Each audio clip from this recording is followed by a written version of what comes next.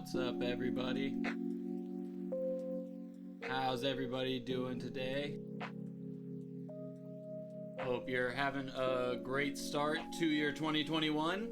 Low standards for it from 2020, but still, best wishes. I'm having a weird one today. I had a flat on the way to take care of my brother and sister-in-law's dog, but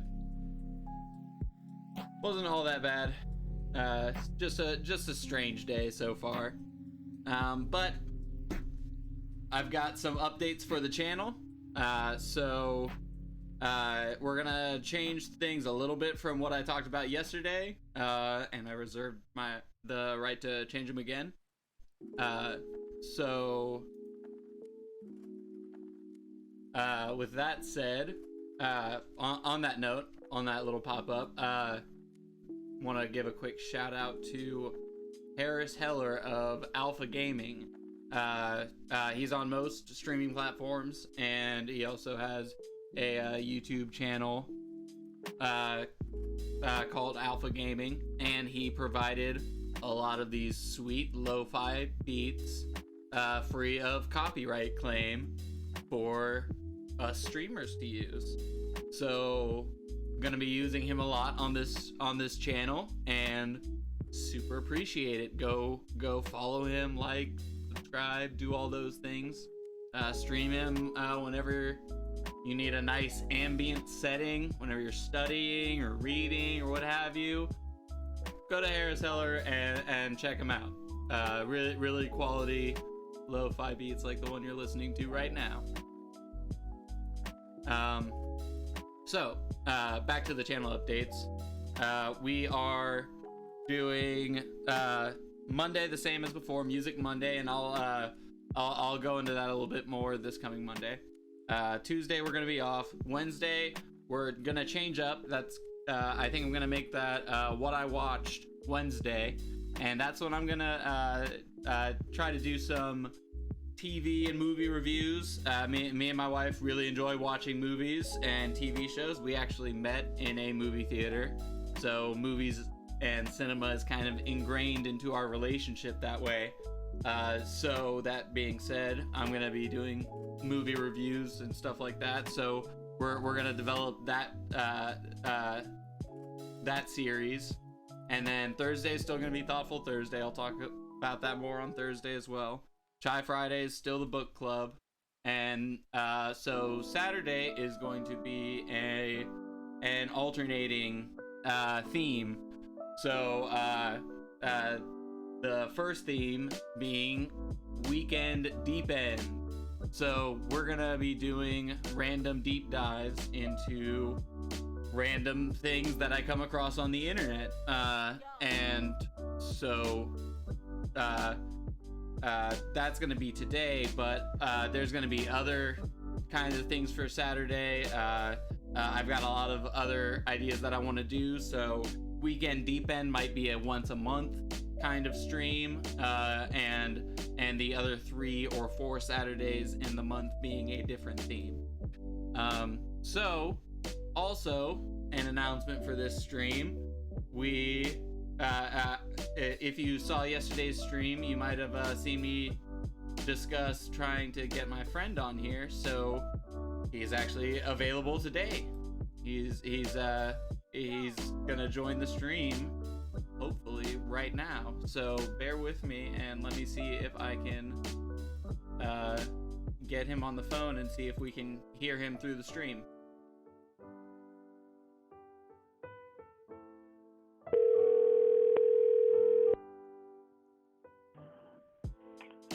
Hello? Hey, can you hear me? I can hear you. Hello, Emerald Crusader 2814. On the channel, you can just call me Isaiah. That's cool. Okay, you got it. So you got it, Emerald.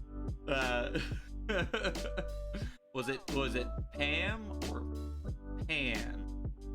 I think it was Pan. It was 2 M's. That was the confusion. That was the confusion.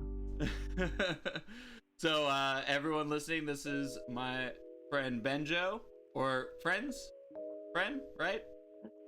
Friend, we can go as friends, sure. I think we're there. I mean, Ex-coworker. I viewed you more as a lifelong brother, but sure, you can be friends. I mean, yeah, I was going the other direction. Ex-coworker was the next thing I said. And then we also played in a band together. So you played the keyboards and wrote like. That is correct. I would say 99% of the music. You know, I for the actually have band. a breakdown, but we can wait to get into that until the other two members join the stream, so we can they have a chance to defend themselves. Fair enough, and yeah, that might be something we host on the channel on the Monday music. I'm chopping up my own titles. Music Monday streams. But yeah, do you wanna give a brief introduction for yourself? You know, I think you just did. Here. Honestly, I got it. Here, give me your 5-year plan. Reasons why you're a compassionate lover, and your stance on the Black Lives Movement, all in one sentence. Go. Oh, 2 out of 3 of those are confidential. Another 2 out of 3 are deeply intertwined. I'll let you guess which one. That was actually a very acceptable answer for a 1-sentence answer from that. That's how I do. Okay. Well, without further ado, let's get into the deep dive. Let me cut this music here. And so I wanted to talk about this article that I came across. It's a couple years old, from Grunge, and it's titled "The Real Stories Behind Bizarre Events in History."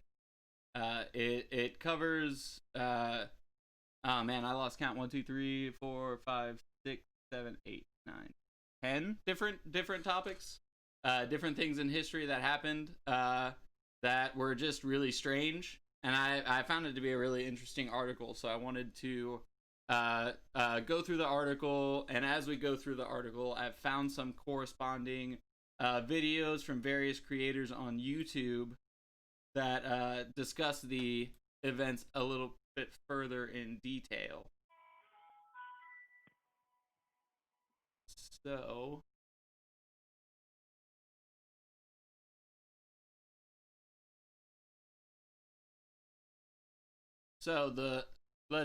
did you get a chance to read the article, Benjo? I got a chance to read the first 2 or 3 there. Okay. And, yeah. So the first one up is Haley's Comic Panic of 1910. I thought this one was strangely relevant to some of the stuff you see going on today. In the article, it talks about how this was due to a French, I think he was a physicist, or let's see, let me find it in here. Yeah, an astronomer. Here we go. That was afraid that the tail of Halley's Comet contained poisonous gas that would kill all life on the planet. And it was only one scientist that thought it, and he was very quickly debunked, and most people were gathering in hotel rooms. I think this article says that Wired talked about how telescope sales skyrocketed. So the majority of people didn't really panic about it, but there was enough people to make it notable, especially after the New York Times posted about it.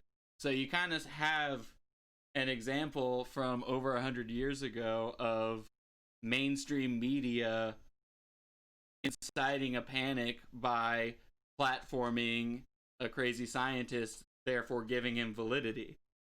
And I thought that was incredibly relevant. Agreed. Wonderful commentary. Yeah, with that said, let's take a look at the video. The video is from a channel called Notorious Narratives. We're going to go ahead and give them a subscribe and a like on the video.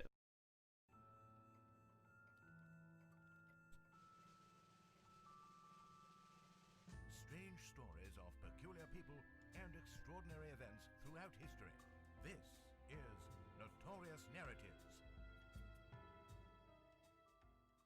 Hi, and welcome to Notorious Narratives. I'm Robin. And I'm Jen. And today we are going to talk about Halley's Comet Panic of 1910. Nice. Is that right? Yeah, man. I don't know. Sounded good to me. Perfect. Perfect. Gold star, Robin. Gold star. Wow, British listener. So, for much of history, comets were thought to be divine omens. All of that started to change in 1705 when the English astronomer Edmund Halley published his Synopsis Astronomiae Cometicae. Maybe. I don't know. I'm not even looking at the word. By using Sir Isaac Newton's gravitational theories to chart the paths of 24 comets, Halley hit on a provocative new theory that 3 comets seen in 1531, 1607, and 1682 were actually the same object. Just went through puberty. How do you even All right, know so that? Like, they're breaking down Halley's Comet in general. We already know what I Halley's know, Comet right? The is. Greeks and the Romans. He's like, Publication, The Gentleman's Magazine. it's not porn. No. So, by its appearance at this time, the truth of the Newtonian theory of the solar system is demonstrated to the conviction of the whole world, and the credit of the astronomers is fully established and raised far above all the wit and sneers of ignorant men. So, the French astronomer Nicolas Louis de Lacaille named the comet in Halley's honor. Nice. I mean, better. Right? He deserves it. I predicted that shit. I know, right? I was right. So scientists now believe that the comet 1P Halley, as it's formerly known, has been zipping through the solar system for as many as 200,000 years. So Edmund Halley only identified a handful of occurrences of his comet, but other scholars have plotted its earlier appearances and uncovered historical references dating back to the ancient world. In a 2010 paper in the Journal of Cosmology, researchers Daniel W. Graham and Eric Hintz suggested that one of the earliest known sightings of Halley's Comet may have occurred around 466 BC in the skies over Greece. For 75 days. Yeah. Okay. Like the debris. According to Graham and Hintz, the timetable matches up almost perfectly with Halley's Comet projected appearance in the 5th century BC. Wow. Yeah, I mean, I guess you could track. They're still talking about Halley's 76 years. Comet. Where's the 66 AD, as a star was watching it streak through the sky. The strange effects of Halley's Comet only continued over the next several centuries. Its 1222 appearance is sometimes credited with man? This video is not appropriately titled. Among them even bought anti-comet pills. Okay, Emerald, if so- I may, I believe I can hear you through the stream, but the video is a little quiet that you're playing. Let me bring that up. That's good because they were just talking about Halley's Comet, not really the panic, but it sounded like they were just getting into it. Let me see if I can find where that starts. Astronomer named Camille Flammarion had warned that the poisonous gas in its tail might impregnate the atmosphere and snuff out all life on the planet. Well, that's some sensationalist media for you. Jesus. Other scientists dismissed the claim as nonsense, but the prediction still sparked a minor panic. Before the comet passed by without incident that spring, many people sealed up their homes to keep out the fumes, stocked up on gas masks, went to churches to pray for salvation, you name it. So the more gullible among them even bought anti-comet pills from street vendors. What was in an anti-comet pill? Sugar. Please. Probably Sugar. colloidal All right. silver. From the street vendors that said that it was to protect them from the gases of the comet's tails. Sure. Comet's tails, whatever. I have a list here of some silly, some not, superstitious events. Okay, quick interjection. What hard drug do you think Comet Pills is a street name for?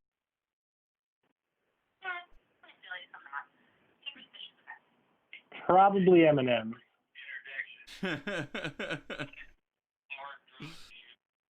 I don't know. Maybe Butterfinger BBs. Okay. That occurred based on Halley's Comet. So, according to some superstitious folk, on May 6, 1910, Halley's Comet approached Earth and killed England's King Edward VII. No one could definitely say how it How's happened, my but it audio? certainly Am I did, coming and in that wasn't its only loud enough? offense. Too loud? The British also figured that it was I an can omen hear of a the coming video in the invasion of the background just a Germans, little bit. while the French But reckoned that's it was not coming responsible through for on flooding of stream. the Seine I think River. that So yet might there was even be more just coming through apocalyptic on my type headphones from the surrounding call. 1910 return of Halley's Comet. Writings to the Royal Observatory, one worrywart. Did you say worrywart? You're a worrywart. One Okay, I worrywart might just have to warned join in on the comet would the article cause parts of Pacific these to and not the change videos. patterns with the Atlantic. I don't Okay, want any Including forests of interference North from and my South speakers. America to be Yeah, swept by the if you want to grinding just avalanche over the go sandy on plains mute, of the Great Sahara, or I tumbling can over and mute over you with during houses, ships, videos sharks, whales, on my end if and all that's sorts easier. of living things in one heterogeneous Okay, mass sure. of chaotic confusion. It's like she basically predicted flood from the Bible. Though I am not an incredibly superstitious person, Halley's Comet does seem to coincide with some pretty bad shit in history. There's more. So throughout history, there's always Oh, been a bit you're of panic still when coming comets through. You approach might the have to sun, mute on your burning end. off into long, ominous tails. But in the months preceding Halley's flyby of Earth on May 19th, 1910, folks got There we real go. creative with their anxiety. It didn't help that Can you a few tell we months practiced this earlier, the New York beforehand? Times had announced that one astronomer theorized that the comet would would end life as we know it. One skeptic was Percival Lowell, who noted the gas was so rarefied as to be thinner do you than have any the video vacuum, muted on and your end? therefore posed no threat. Also stepping in was I Robert Ball, tried both. I did director mute of the Cambridge video on my end, Observatory, so there who wouldn't be noted any that another feedback. famed astronomer, John Herschel, reckoned that the whole comet could be Well, squeezed into I was a gonna say, if pod you want to just or mute all suitcase. together during Or the suitcase is a videos, and fancy then word for you suitcase. can How chat about close them do these people after think they that this play. comet was? And destroy Earth as we know it. That'll Others work. also that. adapted an outlook for the comet's approach. Tombsmiths composed songs to serenade the heavenly visitor. I'm glad and we're poets figuring burst this into out verse. now Products such during the as Halley's Bird's Comet Custard one, and which I'm pear soap pretty sure was the featured least the comet interesting in of all of their these. advertising. I mean, I said that feel pear like we're soap is visible day disappointing and night all over the world the, was its slogan. the because it single kind of viewer, which I incorporated the assume is panic you, that as a that way I to sell their have soap. on And stream. it at the smelled like moment. pear, or was it made from pear? Well, Beside the point. on Completely Twitch, I beside the believe point. I'm known Sorry. as Gator Smell Cat like pears. But other enterprising capitalists and hatched some numbers. more nefarious schemes. Ah, yep, While there the you are right there. fraudsters hawked anti-comet pills, with one brand promising to be an And elixir for ad escaping the wrath of the heavens, two Texan charlatans were And arrested yes, for I'm very marketing disappointed. more types of sugar pills as a cure for all things comet. But police released them when customers demanded their freedom. Gas masks, too, flew off the shelves. So customers actually begged policemen to release these two Texans because Please they let them needed go. their sugar pills. I need my anti-comet pills. It's a little wonder then that some people were getting a tad riled up. Someone wrote, a shepherd in Washington state was reported to have gone insane with worry about the comet, while in California, a prospector nailed his feet and one hand to a cross, and despite his agony, pleaded with rescuers to let him remain there. Churches found themselves packed to the brim with worried followers, while at home people were going so far as to plug up keyholes, windows to keep the comet's vapors from entering. More rational humans saw the comet for what it really was, a truly spectacular event that a lot of us see but only once in a lifetime. As Earth passed through the comet's tail on May 19, 1910, curious onlookers packed rooftops around the world, while others enjoyed special comet dinners. Realizing they survived a near apocalypse, people in France danced and embraced in the streets. Sadly, folks in Atlanta missed out on all the fun on account of pesky cloud weather, and though the Atlanta Constitution seemed relieved, declaring that the clouds had, in fact, saved the city. Really, Atlanta and the rest of the Earth were saved by reality. For thousands of years of human civilization, comets have come and gone, yet we're still here. Weirdly, 2 years after the event came to an even more fanciful theory from Si Zhuchan Qingliang from the Imperial Polytech College in Shanghai. He said that it is obvious the comet has no tail at all, and the so-called tail must be the sun rays, which, while passing through the body of the comet, look like a tail. Should the comet itself be transparent, it could form a convex lens, then everything on Earth will be burnt, provided the sunlight passes through the body of the comet and the focus falls on the surface of the Earth. So he basically said that Halley's Comet was a giant magnifying glass and we're ants. I read that. I'm like, he's calling us ants. Or she. There's a lot of X's in that. I don't know if that's a male or female name. So really from that kind of doomsday, we wouldn't really have much protection, right? So if you were alive with the return of Halley's Comet in 2061, I guess we should just go and buy some sunglasses, right? So Halley's most recent return in 1984 Yes. marked the first time that scientists were able to study it with sophisticated technology. High-powered telescopes were trained on the comet from Earth, and 5 unnamed space probes dubbed Halley's Armada conducted flybys as it made its transit. One of them, the European Space Agency's Giotto, even included within 370 miles of the comet's nucleus. So the high-quality images returned by the probes were the first of their kind and provided fascinating insight into Halley, including providing once and for all that its core is a solid mass primarily composed of dust and ice. So far, no space agency has announced plans for another mission in future, but there's still plenty of time. The famed comet is not scheduled to make its next visit into the inner solar system until July of 2061. Wow. I saw Halley's Comet Did you in really? 1984. I did. I was a wee child. I was 2. I don't remember. Well, yes, I was not 2. I was 6 and I was really excited. You just turned 6. Yeah. I love space Mhm. and always have. Huge fan of the space program. You know, I've seen a ton of space shuttles Yeah, take you off. you went down to Florida all the time. Yeah. So it was a big deal for me. It was very, very cool. It's possible we'll make it. Have another glass of wine. We're either going to be pickled or dead. I don't know. I vote for which. pickled. Yep. So that is the story of the Halley's Comet panic. There's not really much of a panic because it's like, yeah, people got scared. I mean, people took sugar pills and took got sugar weirdos out pills. of jail and were Danced scared and- that things were going to die and danced in the streets when they didn't die. Yeah, I mean, I'll it's call it a panic. Yeah. It's an everyday thing. It's very Independence Day, you know. So that's the story of the Panic of 1910.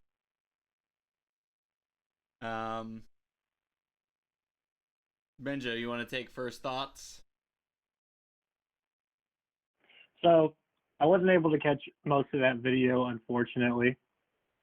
If I can derail this here for a second. Here's my take on Halley's Comet. According to Wikipedia, Halley's Comet or Comet Halley. Now, big red flag to me, is anyone calling this thing Comet Halley? That is literally the first time I've ever heard that. So not to my knowledge. Travesty. Mockery. Your thoughts on the video, Emerald?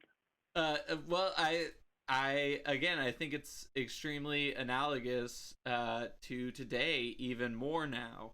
I don't know if you heard anything about the recent bombing in Nashville. Are you familiar with that? There was a recreational vehicle parked, a suspicious vehicle, and a countdown began to play from a loudspeaker. Is this what I'm thinking of? Is that Yes. right? Yes, that's the one. And so Mhm. I don't want to say the guy's name on screen because apparently the last thing he said to his neighbor was, "The whole world's never gonna forget me," and so that seems a little mass shooter manifesto-y kind of thing, and so I Sure. think the less notoriety that his name gets, the better. But that being said, his body was found inside of the RV itself, and it seems, according to the FBI, their lead theory at the moment is he was targeting the AT&T data center there because he had fallen down an unfortunate rabbit hole on some 5G conspiracy theories relating to the coronavirus. So, I mean, especially the part during the narrative when they were discussing the guy that nailed himself to a cross as best as he could, and then asked rescuers not to take him down. Like, it's just, yeah. It seems like it was a media incited panic because they platformed a crazy person, and again, very analogous to just because someone read something online for some reason, because it's online, it's given weight, and people just assume that it's truth or whatever. Just like I read that Halley's Comet is also known as Comet Halley. Yes. And just assume it's true. Exactly. And that is seriously, that's the kind of fake news that's tearing this nation apart. I mean, now here's the you walk here's up the to question. a group of Republicans and Democrats and say, is it Halley's Comet or Comet Halley? And it's I mean, it's Charlottesville all over again. It's just mayhem. Although it is Halley's Comet. There is a right answer to that one. Yes, absolutely. A lot of these issues don't have a right answer. For example, you talk about well, the ones that we were talking about does 5G cause coronavirus? I think there's a pretty obvious right answer there. Okay, I got one for you. So we mentioned the Nashville bombings, and we don't want to say the person's name as to give him more notoriety. What about the fact that we're talking about the act at all? Does that not propel his fame that much further? I think it would if we were giving weight to any part of his reasoning or actually saying his name, because that's a lot of the reasoning for these events. That's why I refer to it as the Nashville bombing instead of the bombing done by so and so. And I think also context matters a lot. Like, we're not reporting the story. I've gotten this information because it's public knowledge. And we are comparing it to a very similar event in the past, so I think it's relevant to discuss here. But I mean, if I was I'm not a journalist or anything, but if I were, I would say, hey, maybe we shouldn't say this guy's name, and maybe we shouldn't say why he bombed the AT&T Center. Maybe we shouldn't leak the FBI's lead theories. Now, in the year 2021, are we not all journalists? I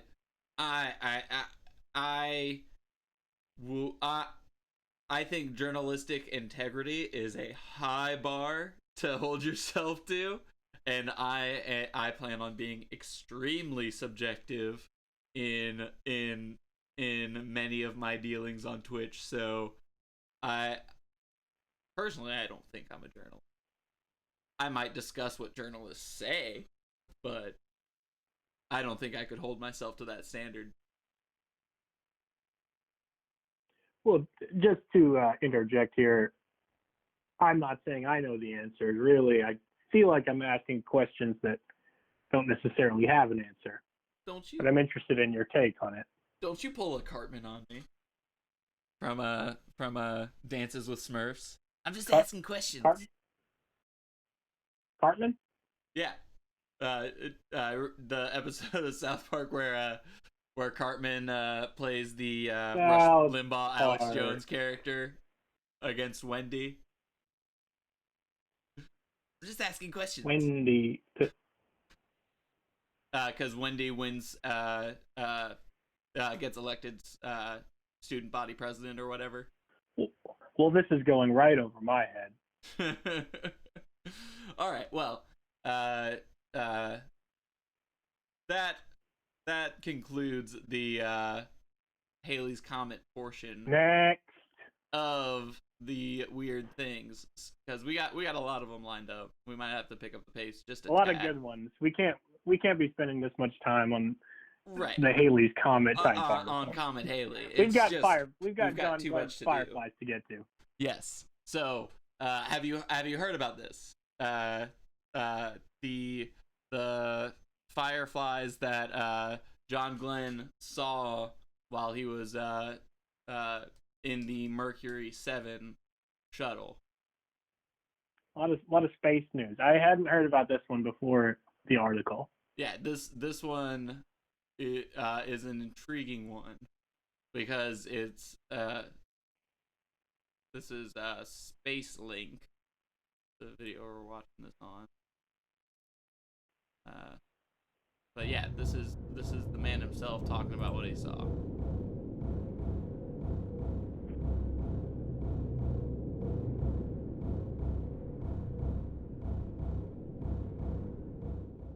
They lit up like they're luminescent. I never saw anything like it. They're coming by the capsule, and they look like little stars, a whole shower of them coming by.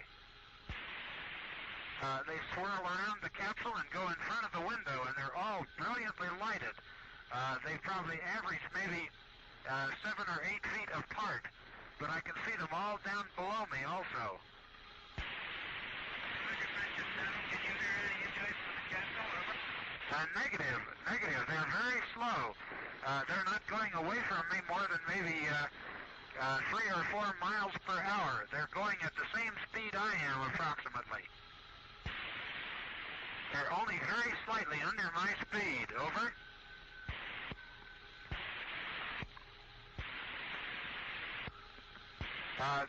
They do have a different motion though from me, because they swirl around the capsule and then depart back the way that I am looking.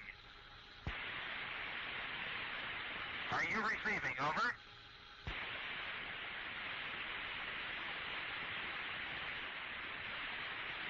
There are literally thousands of them. This is Friendship 7. Am I in contact with anyone? Over.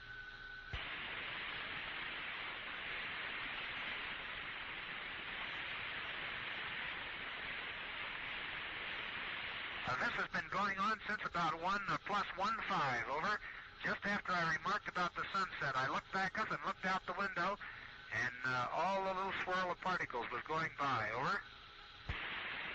He sounds just so incredibly calm and maintained while this is happening. In the blind sunrise has come up behind in the periscope. It was brilliant in the scope, a brilliant red as it approached the horizon and came up. And just as I looked back up out the window, I had literally thousands of small luminous particles swirling around the capsule and going away from me at maybe 3 to 5 miles per hour.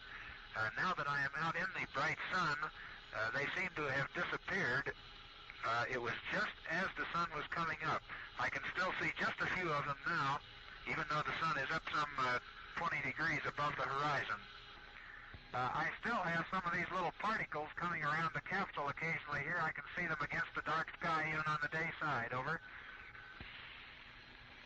Roger, understand.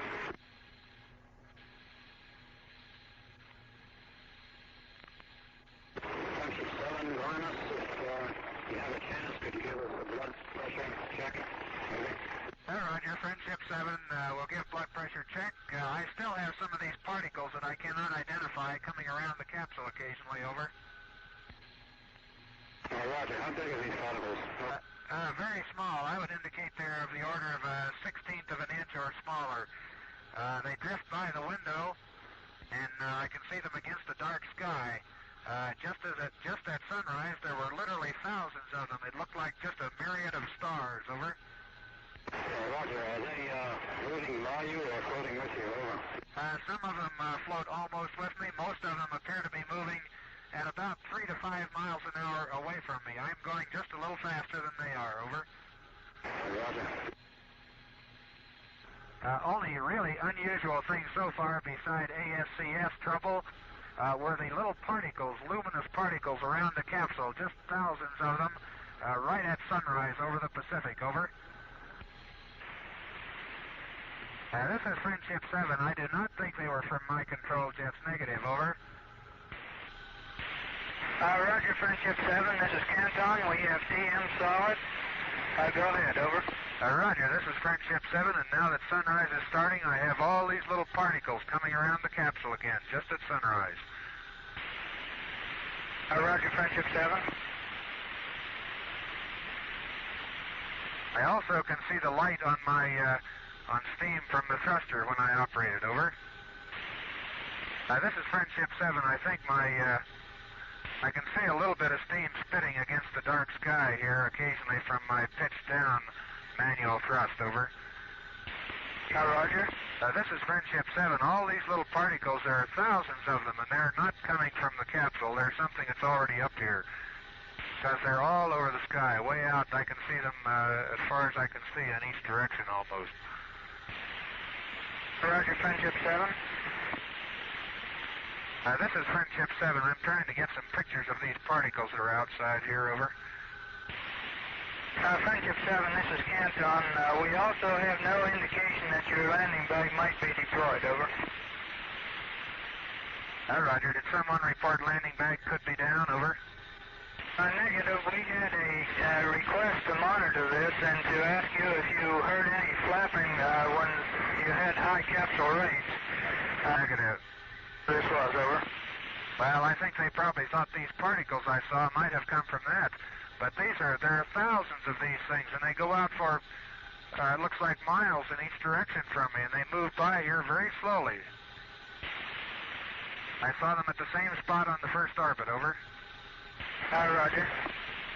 Are you still seeing the particles around your capsules? Negative. I don't seem to see them around here on this side. I saw a few, just a few, just after I left Canaveral and turned around facing forward. They were coming toward me at that time. I was going, so I know that they are not coming from the capsule at all. I saw the particles in huge quantities at each sunrise so far, over. So that's some of the footage with his audio overlaid about what happened. So let's read a little bit of the article. So he was part of the Friendship 7 that launched February 20th, 1962. And here in the article says when the fireflies showed up. So as Glenn was circling the Earth a second time, he looked outside Friendship 7 to see his spacecraft was surrounded by tiny glowing particles. Awestruck, Glenn told Mission Control that he was in a big mass of thousands of very small particles that are brilliantly lit up like they're luminescent. He described them as yellowish green and said each orb looked like a firefly on a really dark night. Neither Glenn nor NASA knew what was happening. While some might have suspected extraterrestrials, the astronaut believed it was a sort of miracle. However, these fireflies had a simple, more realistic explanation. The Mercury spacecraft was equipped with a vent that projected the astronauts' bodily fluids, think sweat and urine, into space. When the liquid was shot into the void, it froze instantly, and if the light hit it at just the right angle, those droplets would glow like 1,000 little, quote, celestial fireflies. Emerald, I just have all sorts of things to say about this one. Now, tell me immediately you don't think of one of your favorite movies, Joe Dirt. Of course. Okay. What do we call them? Bowling bombs. Bowling bombs. So, I mean, I guess the only upside to this is you would assume that all of that stuff burns up before it hits Earth, instead of actually resulting in a Joe Dirt scenario where you have the collections of astronauts getting dragged around in a wheelbarrow. Now, this video that John Glenn captured, I don't know, this is way more beautiful than Joe Dirt's Meteor. Well, that's what I Who think knew? is so hilarious about it, and that's why I wanted to play that video first, is because it looks awe-inspiring, and you're like, whoa, what is that? I mean, even the video was like UFO, and it's like, no, just some space poop. Well, technically, at the time, it was an unidentified flying object, was it not? Yes, technically, but it turns out it was more like oh, what's that space show on HBO? I can't recall the name of it. It's got the guy from House in it. Star Wars. No, Wars. that's on Disney Plus.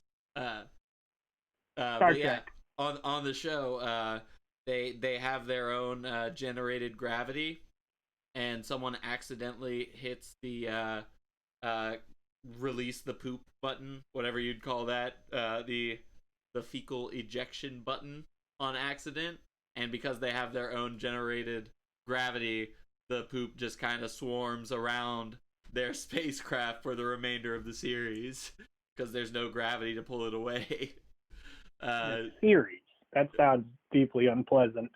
Right, exactly. And the funny thing is, apparently it doesn't look like that. It looks quite gorgeous in the sunlight to have your pee and poop float out into space.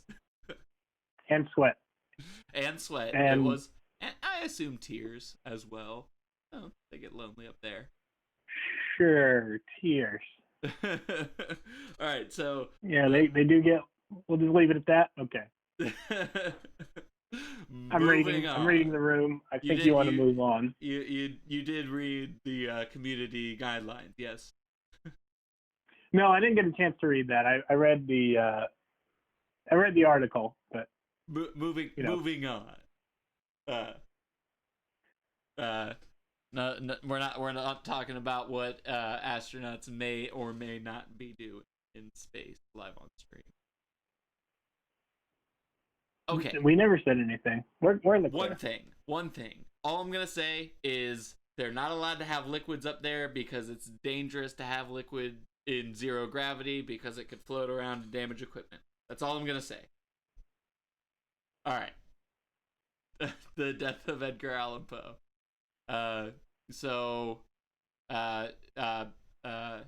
Did you get a chance to look at this one at all, or are you at all familiar with the story of his death? He was discovered in an unexpected place. Yes. So let's check out the video by Weird World. What happened to Edgar Allan Poe? The year is 1849, and somewhere in Baltimore, a delirious man is found miles from home, wearing clothes that do not belong to him, and incapable of explaining how he found his way there.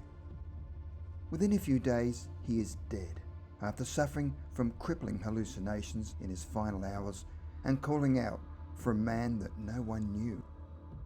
That man was Edgar Allan Poe, and the story of how he died is as chilling as the many stories that he wrote.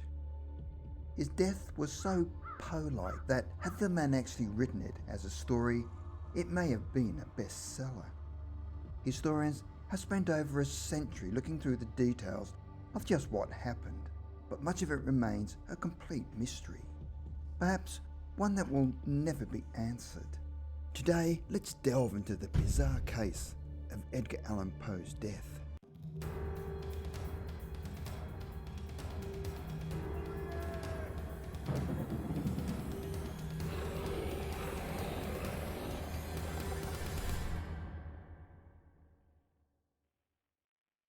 I'm just gonna say really quick, just trying my hand at broadcast and editing. That is a sweet intro. What historians do know about the death of Edgar Allan Poe isn't much. Edgar Allan Poe disappeared not long before he was due to be married, 6 days before dying. He left his Richmond, Virginia home on September the 27th, 1849, headed to Philadelphia in order to edit some poems for one of his friends.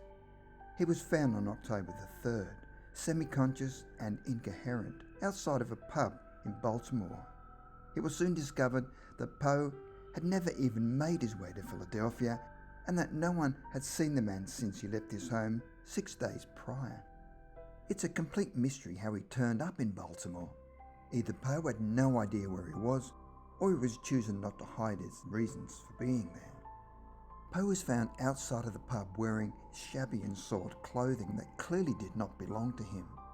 Poe was either unable to offer a reason for his state or simply didn't want to. He was discovered by a local typesetter working with the Baltimore Sun called Joseph Walker. Walker claimed Poe was only able to hold himself together long enough to disclose the name Joseph E. Snodgrass, an editor and a friend of Poe that had a degree in medical training. Fortunately, Joseph was able to contact Snodgrass through a note which read, "There is a gentleman, rather the worse for wear, at Cornelius Ryan's 4th Ward poll, who goes under the name of Edgar A. Poe, and appears in great distress. And he says he is acquainted with you, and I assure you he is in need of immediate assistance." Snodgrass arrived within a few hours, along with one of Poe's uncles.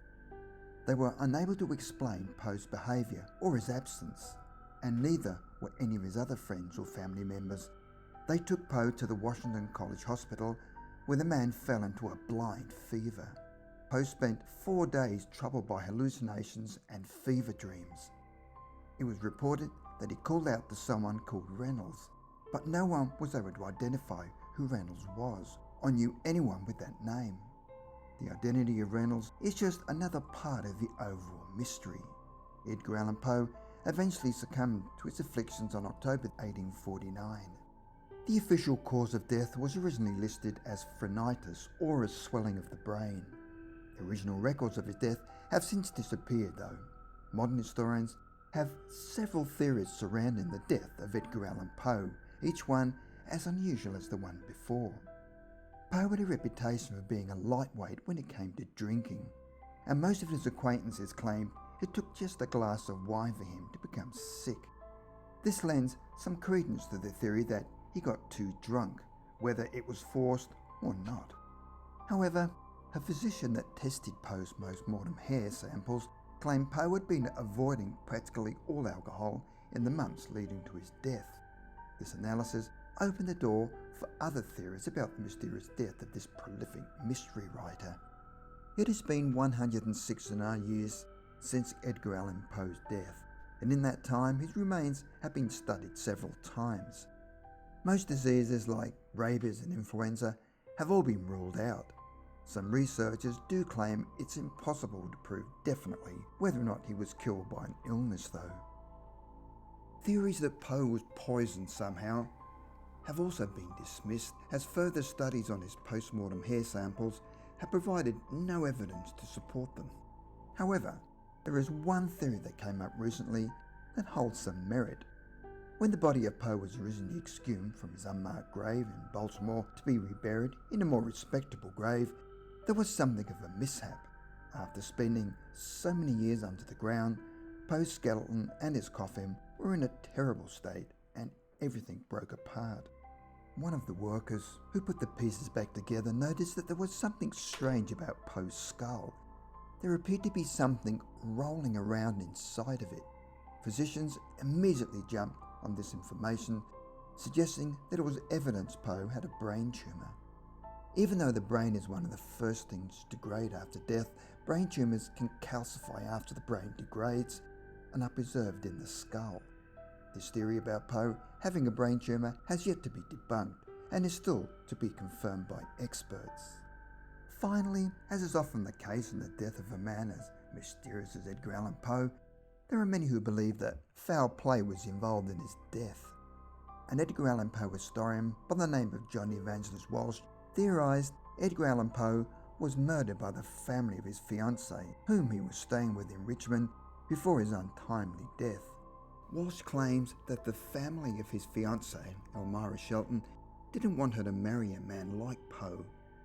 After they failed to scare Poe by threatening him and took things to the ultimate level, by getting rid of him entirely. The death of Edgar Allan Poe remains a mystery, even after 169 years. It seems fitting, considering the mysteries the man was known to write. Poe practically created the detective mystery, so it's hardly surprising that his life and death became a real-life murder mystery.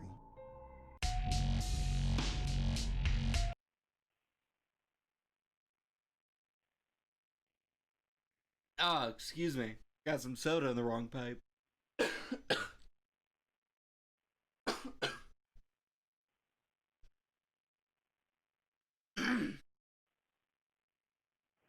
You gonna make it? Oh yeah, we're good. Although, if I did choke to death on stream, that'd get hella views. I think people have to be watching already. Oh no, GG. it'll post to the channel afterwards. But yeah, so let's take a look at the article real quick. So the writer eventually died on October 7th. Since then, there have been several wide theories, speculation. Victims were then forced to vote. The accounts that Poe changed clothes and his delirious state, and then even more convincing, Poe was discovered on election day in front of a saloon that doubled as a polling place. So that's something the video didn't talk about there. What are your thoughts? Plausible, I suppose. Well, I had never heard the tumor theory.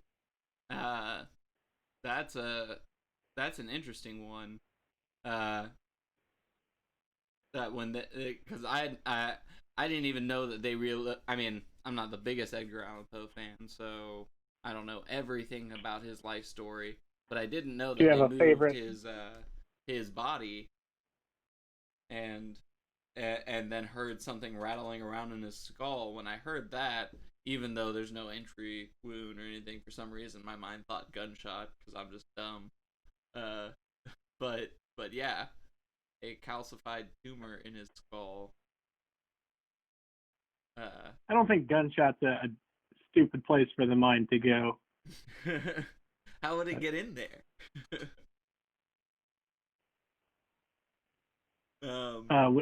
By a gun. Well, I mean, I guess technically you could swallow a bullet and choke on it, and that way there's no entry that's the other wound. thing where mine just went is that maybe it wasn't a gunshot, but still a bullet. Do you have a favorite Poe work? Favorite Poe work? Oof. Well, there's the classic rendition of The Raven by The Simpsons, as read by what's his name? James Earl Jones. Cartman. James Earl Jones read The Raven for one of the Treehouse of Horrors, and it was really, really good. He's got one of those voices that you could just listen to him read the phone book and be content. But outside of his version of that particular story, I would have to say probably The Black Cat. That one always creeped me out as a little kid, and like just walking around the neighborhood, if I saw a black cat at night, I'd be freaked out. What about you?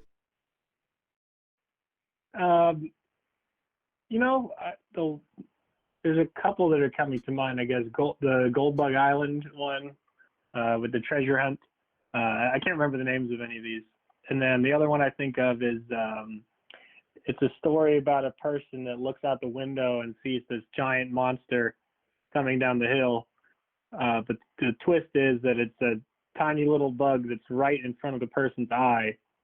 So that, just the scale, it makes it look huge and menacing. I don't think I've ever read that one. I'm going to have to look that one up. That sounds really cool. All right. So that's yeah.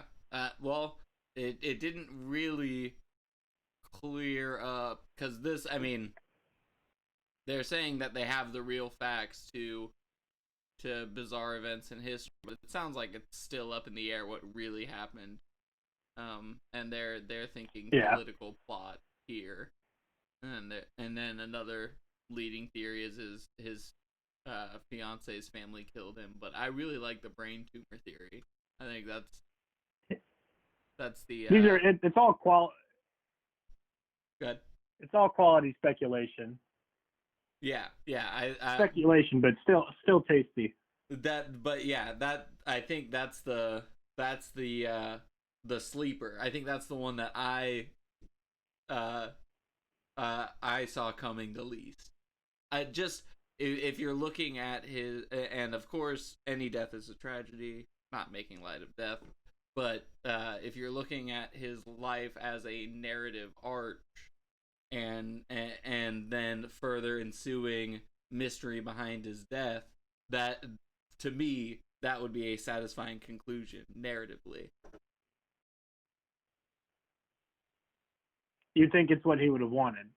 Right, exactly. Well, just like the story you were describing, where it's the monster coming at you, and then turns out it's just a little bug in front of your eye, and it's just like, oh, who was it? His fiance family? Did he die drunk in the streets? Was it some political plot?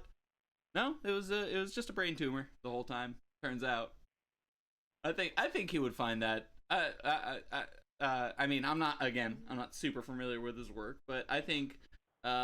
Anyone that appreciates good plot structure can appreciate that ending. Does that mean he would appreciate John Glenn's Fireflies, where the miraculous is absolutely explained by something completely not miraculous? If I remember if my high school history class correctly, Poe had a thing for the macabre and the disgusting. So again, plot twist, like the story you're a fan of by him. Is it something angelic? Is it extraterrestrial? Is it what could it be? Turns out it's poop. Yeah, I think that fits. I think that fits that build. I think he would appreciate that.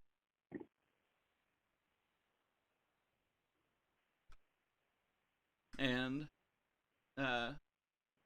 speaking of appreciating poop, don't know how that ties into the story, but segues are hard. Mary Celeste is the next story. Now, this was the only one I'd actually heard of. Oh, really? Because I hadn't heard of it before looking at the article. So what had you heard prior to the article? Well, I think if you look up anything related to the term ghost ship, this is the example that usually pops up. Are you familiar with the ghost ship? Well, I'm familiar with the movie Ghost Ship. I am not. Is it good? It's not very good. I don't recommend it.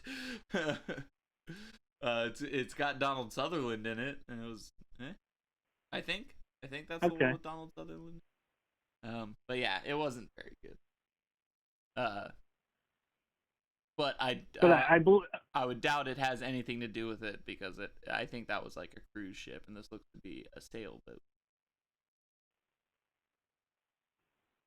Okay, I believe a ghost ship is just any unmanned ship that appears to you at sea. Yeah, but, okay. But should we watch the video? I am this many years old when I learned that. I did not realize that was a common nautical term. I thought that was just a bad title of the movie. But in the movie that I'm talking about, they come up to the ship and it's completely abandoned. So that makes sense why they would title it that now. Still not a great movie, but the title makes a little bit of sense. It's a good name. It's a good name for the thing it describes. It's a fitting name at the very. Well, I'm not saying it's a good title for the movie. I'm saying ghost ship is a good way to describe the thing it Oh, speak yes. to describe. Yes. And yeah, I just, if I came across a boat abandoned in the water, I would just say it was abandoned. But also I would say left or right instead of port or starboard. So just not up on the nautical jargon. Sure. So yeah, let's look at this video.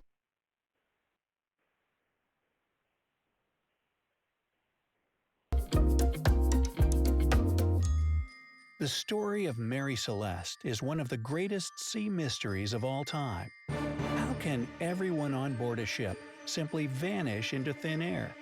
There are plenty of theories, but no answers to this day. Perhaps she was doomed from the start. I'm not talking about that mysterious day on December 4, 1872, when she was found floating adrift in the Atlantic. No, her sorrows go way back to another life that was equally filled with unlucky circumstance. She didn't always go by Mary Celeste. She was originally called Amazon. Made in Canada in 1861, the vessel was about 100 feet long and 25 feet wide. Not the biggest or greatest ship of her time, but her modest size wasn't the reason why she had problems finding an owner. From her maiden voyage on May 18, 1861, the Amazon already started getting a bad reputation for possibly being a cursed ship. She suffered nasty hull damage after going through a fishing dam. When she was docked in a shipyard for repairs, that shipyard caught fire and almost burned to the ground. Amazon, however, remained untouched and continued to serve as a merchant ship. A lot of her future owners would go bankrupt, each of them selling the vessel to repay their debts. She also lost her first captain to illness. During Amazon's first journey across the Atlantic Ocean, the ship crashed into another vessel, sending the latter to the bottom of the English Channel. After that, the unlucky ship ran aground on her way back to Canada. She was left there, abandoned and damaged beyond repair. But alas, she was taken and sold to an American mariner. Amazon was completely renovated and dubbed Mary Celeste. She bounced from owner to owner once again, finally falling into the hands of her new and final captain, Benjamin Spooner Briggs. According to people who knew him, Briggs was a good captain and a master mariner. He always handpicked his crew and was very mindful of the people under his command. Many even say he was pretty harsh to those who dared violate the discipline. But he put together the best crew, and those 7 men, along with their captain and his family, set out on that fateful transatlantic trip from New York to Genoa, Italy, on November 7, 1872. Along with the 10 people on board, the ship was also carrying 1,700 barrels of denatured alcohol. This industrial liquid is highly flammable if not contained properly. But Captain Briggs was a careful man. In fact, the trip was supposed to begin 2 days prior on November 5th, but Briggs had decided to wait for a minor storm to blow through. So even with tons of flammable cargo, I imagine the captain knew what he was doing. For reasons unknown to this very day, Mary Celeste never did make it to Genoa.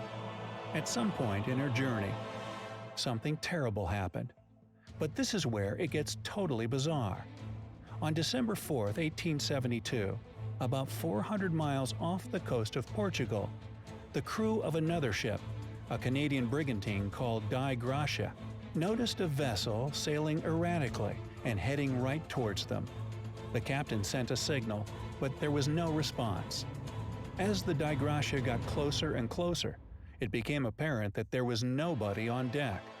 So the captain pulled up and sent a few men over to investigate. What they found, or rather didn't find, would make the hair stand on the back of your neck. There wasn't a single soul on the ship. Okay, well, perhaps they had to abandon. But here's the thing. All of their belongings and food were still there. The precious cargo was also untouched, and there were no signs of some sort of struggle or trouble. It was as if all the people on board had simply vanished into thin air. The only things that were missing were a lifeboat, a rope, the ship's papers, and the captain's navigational equipment. Captain Briggs had a habit of keeping very detailed and thorough notes in his journal. The last entry had been made on November 25th. It mentioned bad weather, but nothing more. Nothing that would be enough to force Briggs, his wife and daughter, and the crew to leave Mary Celeste in such a hurry. The coordinates given put the ship about 800 miles away from the coast. Had she been unmanned and drifting aimlessly for 400 miles over the past 9 days? What on earth happened to the Mary Celeste? Or, more specifically, to her crew and passengers? The crew of the Dei Gratia soon became prime suspects in the case. According to this first official theory, the men of Dei Gratia got rid of everyone on Mary Celeste, made up a barely believable story about finding her abandoned, and sailed her to the shore for a salvage reward. Seems like a reasonable theory. I mean, if I just so happened to find a wallet that had been reported stolen, I imagine the police would question me first. But after a thorough investigation, that theory didn't hold up. Although the crew of the Dei Gratia never did get the full payment for salvaging Mary Celeste. But hey, at least they weren't being blamed anymore. Since then, investigators have been left with nothing but theories, all of them with certain facts contradicting others and making a mess of the whole thing. So what's the first thing that comes to your mind when you imagine why a crew would abandon ship? Probably a storm, right? Especially knowing that Captain Briggs had mentioned foul weather in his last journal entry. Some other facts point to such a possibility, but it's still unclear. For example, the pump on Mary Celeste was apparently malfunctioning and undergoing some kind of maintenance when this bad weather rolled in. Perhaps the captain didn't think the ship would survive the storm, given that it might easily flood with a broken pump. The only problem is that there were no storms reported in that area at that time. When Mary Celeste was found, her lower area was under about 4 feet of water, but that wasn't too scary for a ship her size. Everything inside the ship was dry and undamaged. Besides, if there was bad weather, do you really think they'd switch their ship with a slightly malfunctioning pump for a tiny little lifeboat, thinking they'd have better chances at weather? So, fun fact, those stills are from the movie Ghost Ship. Weathering the storm? Captain Briggs was smarter than that. One theory suggests that pirates could have attacked the ship, but that theory doesn't hold since all the personal belongings, food, and valuable cargo were left untouched. Not to mention the course Mary Celeste was on ran directly through waters heavily guarded by the British Navy. No pirate would ever risk sailing there just to attack a small brigantine. What if the crew mutinied against their captain? Hold on, what is this? That just popped into my chat. Faux JJ 1039 looking like a spammer bot. Ain't in the chat anymore. Well, let's hear him out. Let's. Because you do want to become famous. Oh, absolutely. You want followers, primes, and viewers. Yeah, I mean, like with that grammar going on there, how could I not click on this? It's bigfollows.com. What grammar? What grammar? Exactly. Bigfollowsspace.com. Let's see. But hey, you got chat happening. That's all that matters. Oh yeah, we got one. Did you get any yesterday? None in chat yesterday. I did get some chat on my New Year's Eve stream. All right. But yeah, he is banned. Sorry about that. Let's continue. Briggs was known to be pretty strict with discipline. Not to mention, the only belongings they didn't find on the ship were those of 2 of the crew members. Had there been some horrific scene? Did they take everyone out, grab their things, jump in the lifeboat, and flee to avoid getting caught? Again, it's highly unlikely and pretty much disproven. First of all, what chances do 2 men have against 6 others? Also, there were no signs of a struggle or fight when the ship was examined. And finally, further investigation showed those 2 were German sailors that had been tricked on their previous journey and left with no belongings at all. They hadn't even brought anything with them in the first place. The final and most probable theory comes down to the 9 alcohol barrels found empty on the ship. Those 9 barrels were the only ones out of the total 1,701 that weren't properly suitable for transporting alcohol. They were made from a kind of porous timber that couldn't stop alcohol from evaporating. Okay, that explains why they were empty. But what about the missing people? Well, you see, when alcohol evaporates, it creates a really dangerous zone around the source of the leakage by releasing highly flammable fumes that can lead to an explosion. Captain Briggs might have noticed that some barrels were empty and ordered everybody to get off the ship as soon as possible before the hull explodes. This sense of emergency explains the food and belongings being left. And I doubt the captain had time to jot all this down in his journal before evacuating everyone to safety.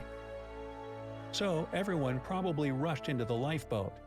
The captain likely grabbed his navigational instruments and the ship's papers in case she blew up and they needed to continue their journey in the lifeboat.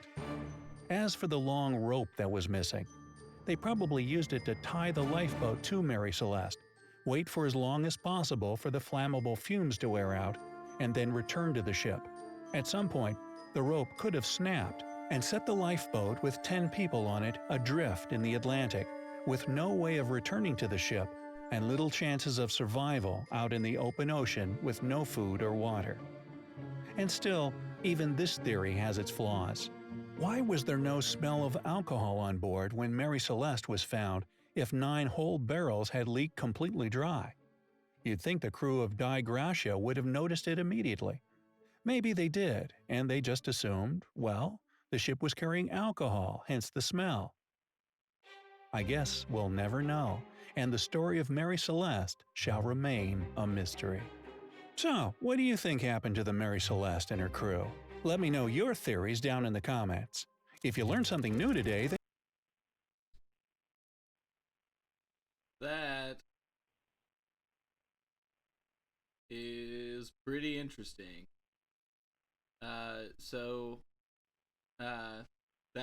That's pretty much the theory that's laid out in the article as well. And yeah, whenever I read that, I thought it was, I thought that was an extremely interesting theory. It almost sounds like the answer to a complicated riddle or something. Seems to be a theme going on with these. What theme is that? The extraordinary being explained by the ordinary. Oh, yeah. Yeah. Well, I mean, although these events are bizarre, I think that's what drew me to the article, is that general theme, is the simple and mundane explaining the bizarre and extraordinary. But it does pique my interest, again, relating it to some recent history. It made me think of the Malaysian flight that kind of just disappeared off the face of the actually let me look at that real quick. How do you spell Malaysia? Word. Maya. Lasia. There we go. Thank you, Google. I just spelled Maya Lasia, by the way.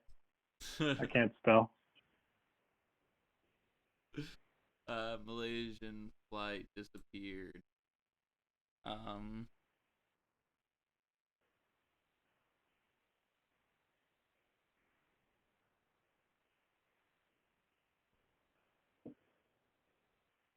Oh wow, they wrote article about it back in October. Oh, what? Aviation experts claim they have finally located the crash site. Wow. No, don't want that. By 4 years. Experts believe Boeing 777 plunged into the South Indian Ocean near. Don't want anything. Which is about about 1.2 or 1.2k miles off the coast of Perth. Okay, so that is the crash site. That's where they departed from.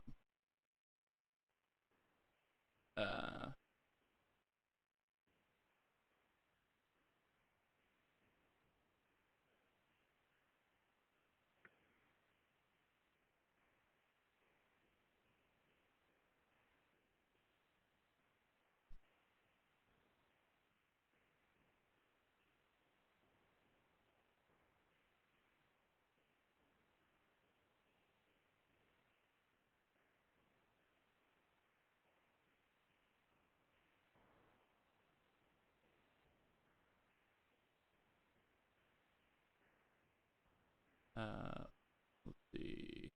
Where does it talk about them finding the plane?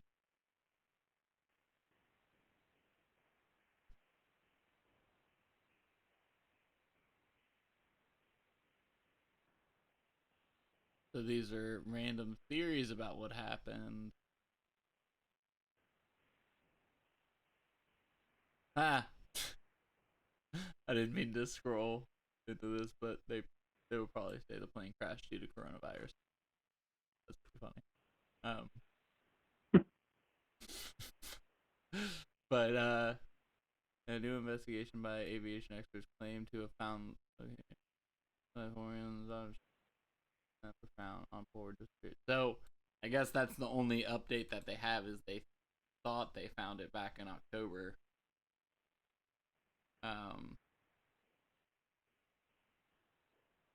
And then that's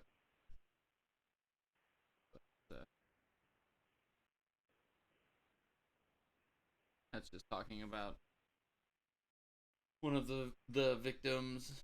So, or can't even really say victims because we don't know what happened. But yeah, that's what this really reminded me of, is the 239 people that disappeared back in 2014, and I guess they're saying they found a crash site, but we still have no idea what happened to. I mean, there was no Mayday call or anything like that, so. That's I guess we pretty don't really interesting. know what happened to the Mary Celeste either, right? It's Right. we have a good They have theory, leading but theories. But that being said, let's get metaphysical real quick. We don't have all we have in life in general is leading theories.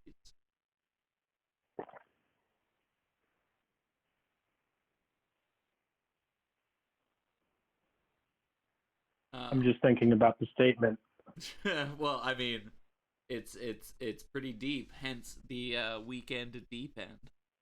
Um, so moving on. More like weekend geekend or weekend geek friend. Me. Oh, that might be the title of, if we make this a regular thing. That might be the title of that. Whatever we do. You really need a Greek friend. Greek You friend. can bring on. Right.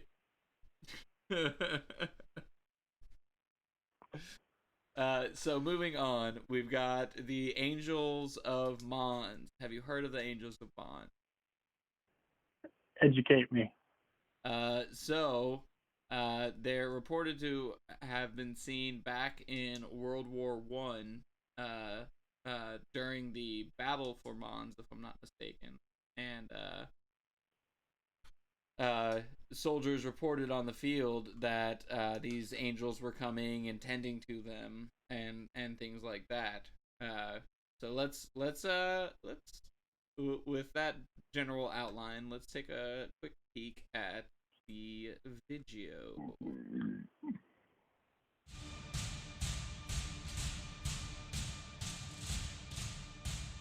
It's August 22nd, 1914, and World War I is just 2 weeks old as the British forces are on their way to assist the French military in their defense against the advancing German army. Led by General Sir John French, the British Expeditionary Force, an elite military unit, soon arrived in the southern Belgian town of Mons. There, they would support France's Fifth Army, which was suffering heavy casualties and was on the verge of defeat. As they took up their defensive positions, they soon found themselves outnumbered 2-1. If they couldn't stop the German army, northern France would be lost.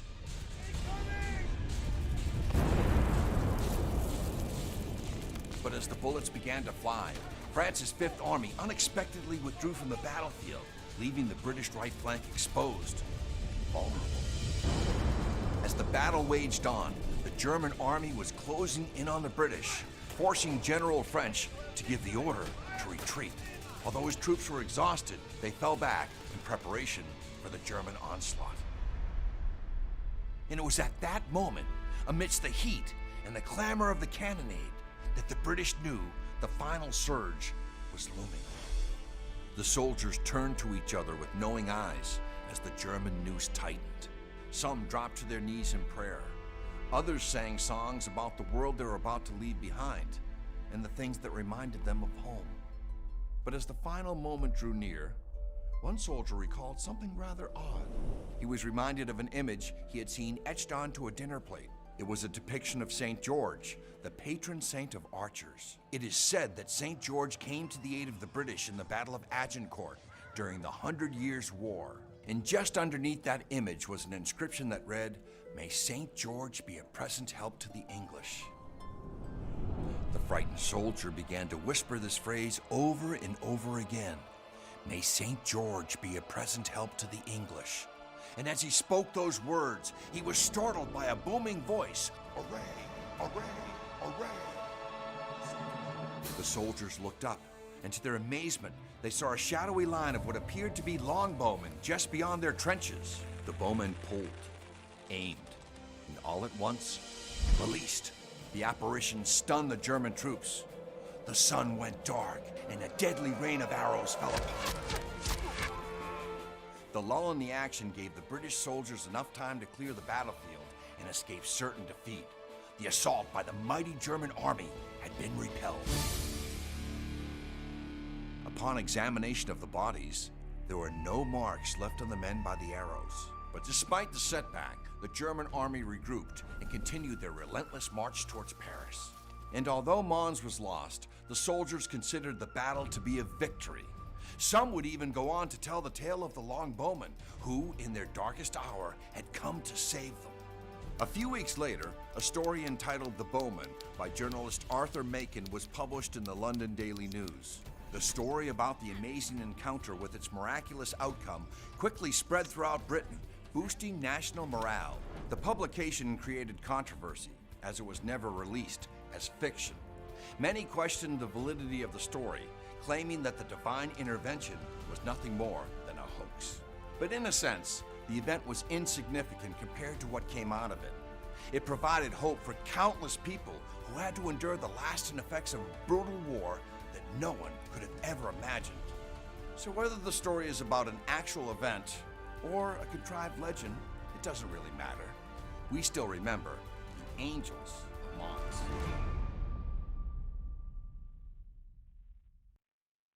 Well,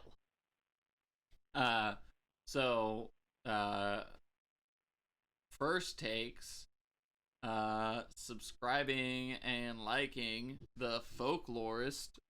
That guy's not only his pageantry, but his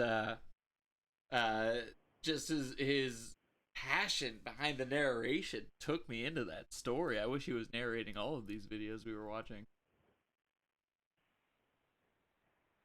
I second that. But yeah, Great name and title card as well, by the way. right? Just the production value, everything. Love it. I'm definitely going to be frequenting that channel. So, in the Mons with the Flaming Sword, how did the Celestial story get started? BS journalism, that's how. Weeks after the battle, a fiction writer named Arthur McKinnon penned a blah, blah, blah, blah. So they cover that in the story. And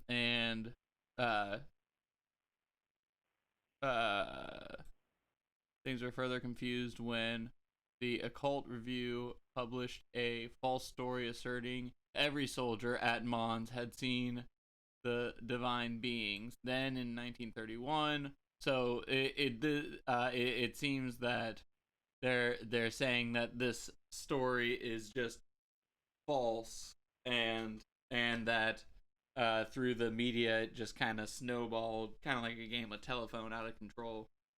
But something that they didn't mention in the audio, or I mean in the article that was mentioned in the video, was the purpose behind it, which I think is interesting that he brought up in the video.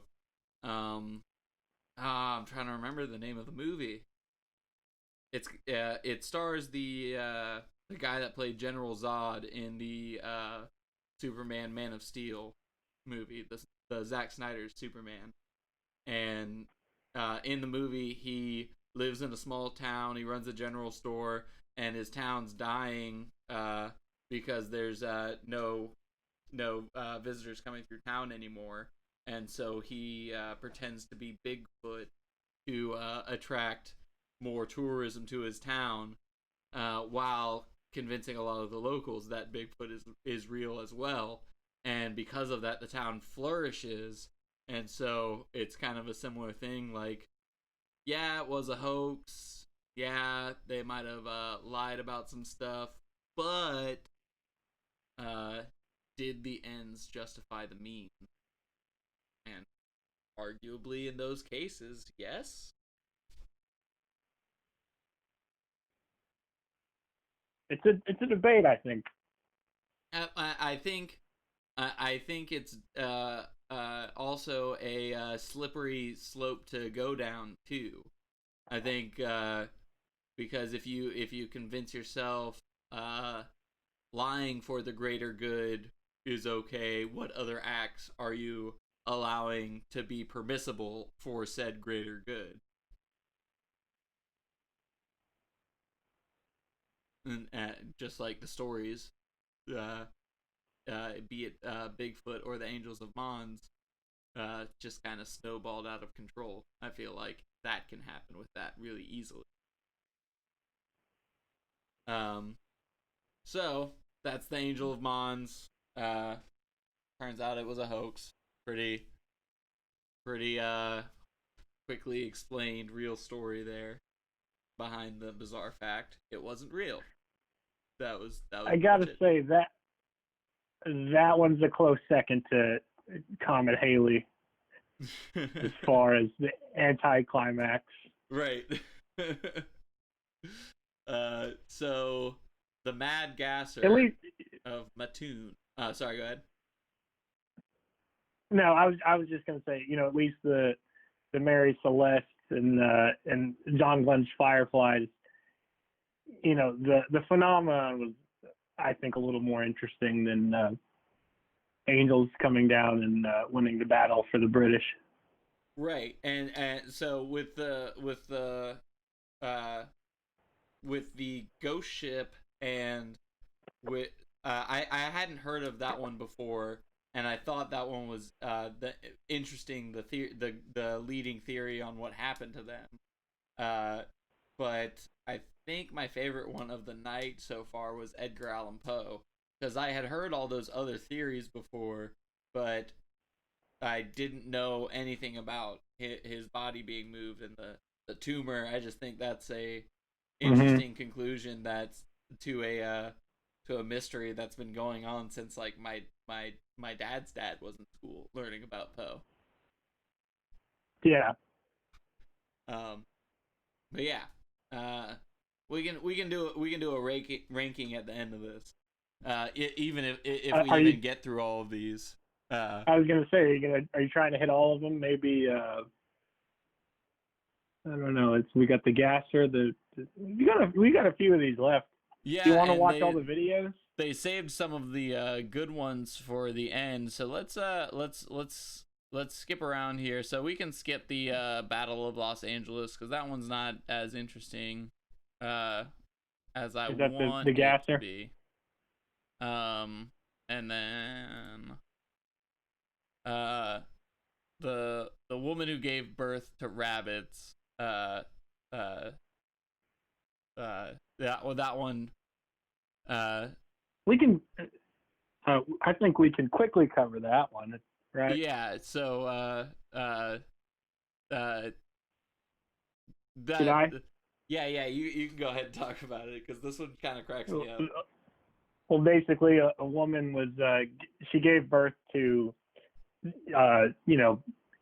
cats, parts of cats and parts of rabbits, and let's see who was convinced that this was real. King George, St. Andre, and John Howard. Nathaniel St. Andrew was the personal surgeon anatomist of King George, and John Howard was a local obstetrician. Both of these people believed that she was actually giving birth to dead rabbits, but it turns out it's what you think. She was shoving the rabbits into herself and then pushing them out. And I'll quote the article here because I think this is important. Quote, please do not even think of trying this at home. And I think we can endorse that, right? Yes. Officially on your channel. Seal of approval. Do not put dead rabbit parts inside of your genitalia. Or live rabbit parts. I think that qualifies as animal cruelty. Yes, you know what? Let me take off that qualifier and let's say don't put rabbit parts into your genitalia, regardless of what that genitalia is. Now, to be fair, I don't know if we should be telling people what to do or not to do, but we're definitely not telling you to do this, right? Yes. This is We're one. This is one that I am safe with. I'm comfortable with saying if you put rabbit inside of your genitalia, I do not believe this is the stream for you. Okay, that works. I think I can comfortably say that. All right. So yes, that's the woman that gave birth to rabbits. New England vampire panic. I thought this one was relevant given that the book of the month is Salem's Lot, which Salem is in Maine, so it's literally New England vampires. So let me get rid of this one. This video is 11 minutes long. Oh, actually, okay. So we'll do these two, and we'll leave the Mad Gasser for another day. Because this is one that I found hysterical. So I feel like where am I going? Here we go. I feel like this is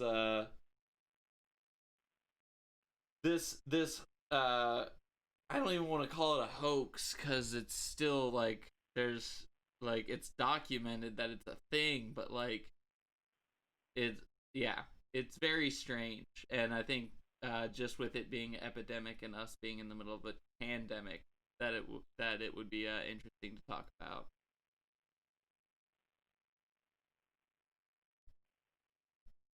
So with that said, we've got just a little bit of time between videos to discuss them, so let's watch them. What if we told you that a century ago, an epidemic swept across the world that killed over 1 million people while affecting numerous others before disappearing, leaving the finest scientific minds of the age absolutely stumped and most of the general public pretty oblivious that the whole thing had ever happened at all? Then what if we told you that when it didn't kill you, this illness could instead potentially trap you inside your body, stopping you from having the will to move or speak? You'd say we'd have to be lying, because no disease that terrifying could stalk the earth and have resulted in such an epidemic without being front-page news and being remembered in the history books. Well, it did exist, and cases continue to be brought forward even today. It remains one of the biggest medical mysteries for nearly a century, with scientists only very recently getting an inkling of what causes the disease, though none of the leading theories have been definitively proven yet. As you might expect from this, there is still no cure. Ladies and gentlemen, today I would like to tell you about von Economo disease. If you've probably guessed, if you're fantastically well read, von Economo disease is named after someone named von Economo, Constantine von Economo to be exact, a psychiatrist, neurologist, and one-time owner of a magnificent moustache who is widely credited as being the first person to thoroughly document the disease in question. Economo published his findings on the disease in April of 1917, just a few short years before it became an epidemic, but several years after it had first come to the attention of academics and medical professionals. In his paper, aptly named Diencephalitis lethargica, Economo christened this new disease encephalitis lethargica, which means something along the lines of brain illness that makes you sleepy. Today, the disease is mostly known as von Economo disease, in Economo's honor, and sleepy sickness, when someone doesn't wish to pay homage to Economo's glorious facial hair.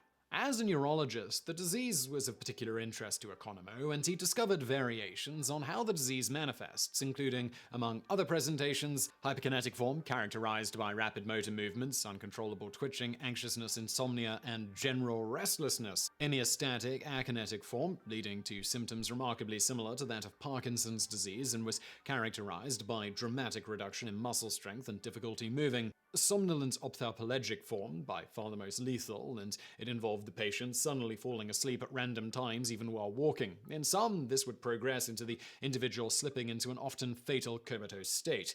However, those who didn't die quickly could be left with an arguably worse fate, potentially in a state of akinetic mutism, lacking the will to move or express themselves in any way for the rest of their lives. A few years after Economo's discovery and paper, the disease was part of an epidemic that swept across the world, trapping many thousands in their own bodies and killing about 1 million total. In the end, approximately 40% of those affected died, 20% survived but were invalids, 26% mostly recovered but they had long-term issues, and the remaining 14% made full recoveries. So, with it affecting so many, well, why have you never heard of it? Well, the disease had amazing timing in that it spread across the world at around the same time as the Spanish flu pandemic. For those of you who aren't familiar with it, the Spanish flu killed between 50 to 100 million, yes, million people, and infected around 500 million people around the globe, which was roughly 1 in 4 humans at the time, and possibly killing as many as 1 in 20. It even reached places as remote as the Arctic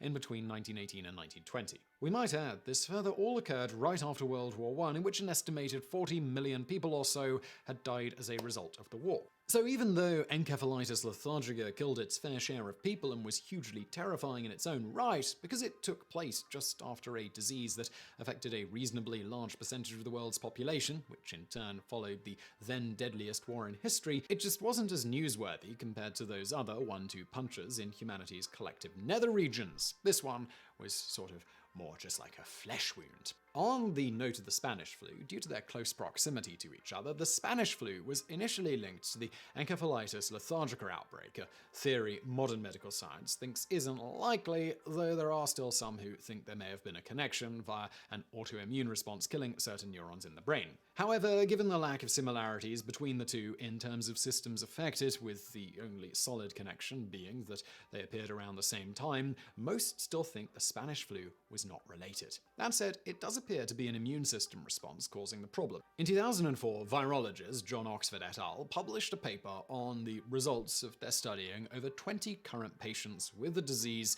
and found a similarity. 55% of them were known to have had sore throats before the disease started presenting more strongly. They then discovered that the sore throat in every case had been caused by a rare form of streptococcus. For you hypochondriacs out there, try not to dwell on that one the next time you have strep throat. This rare form of streptococcus resulted in a particularly strong immune system response, which in turn resulted in the patient's immune system attacking certain parts of their brains, with the result being von Economo disease. Once the researchers discovered this, the Holmes-like doctors checked, and sure enough, the results indicated that during the early 20th century epidemic, many of the patients also reported sore throats before the disease presented. The eureka moment came, though, when they found a reference that Diplococcus microbes had been documented among some of the patients. This is a form of streptococcus. So, while it still hasn't been definitively proven, evidence strongly suggests that this is the cause of the disease. As mentioned, there was, and still is, no actual cure or very effective treatment for the disease, so after its reign of terror was largely over around 1926, the world was left with a far more pressing problem: the thousands of living paperweights the disease hadn't killed, who were still alive across the globe and in a catatonic state. That said, in patients suffering from the hyperkinetic form of the disease, certain steroids have proven partially effective in small studies and have been put forward as a suggested course of treatment. However, the fate of those trapped in their own bodies is a lot less treatable, though since the disease is similar in some ways to Parkinson's, treatments for it have proven to be somewhat effective in the past. For example, in the 1960s, patients from the original outbreak were granted small movement for the first time in decades upon taking the drug levodopa. However, as a cruel twist of fate, after only a few weeks of waking up, the patients treated with the drug developed a tolerance to it and slowly slipped back into their paperweight states. If that sounds like a familiar plotline, it's because the event was turned into a book and later a movie called Awakenings, which was remarkably similar to the actual events that occurred all of those years ago with the von Economo patients. In the end, the disease is still around, and an outbreak of 1920s-like proportions is still fully possible today, and we still don't have a cure. We sure hope that nobody susceptible to freaking out and sensationalizing things views this and shares it compulsively on social media or something like that, and it goes viral. I mean, seriously, share this and our channel. We're not proud. We'll take the exposure wherever we can get it. And I really hope you enjoyed this video. If you did enjoy this video, I really hope you found this video interesting. If you did, please do smash that like button below, and do not forget to subscribe. Brand new videos every day of the week. So yeah. So that's I'm not gonna even try and say the name of the disease. But I thought that was a particularly interesting story and epidemic. Because one, it strangely kind of just dialed back, but two, it kind of made me wonder about possible sidelined new diseases or outbreaks that could be happening that we're not paying attention to just because of the coronavirus and the political climate and all that other kind of stuff that is spilling over from 2020 into 2021 is kind of taking attention from. And just the disease itself. I mean, medicine it's never done. You'll Right. never know everything there is to know. Right. And I mean, yeah, like you said, there's no cure for it.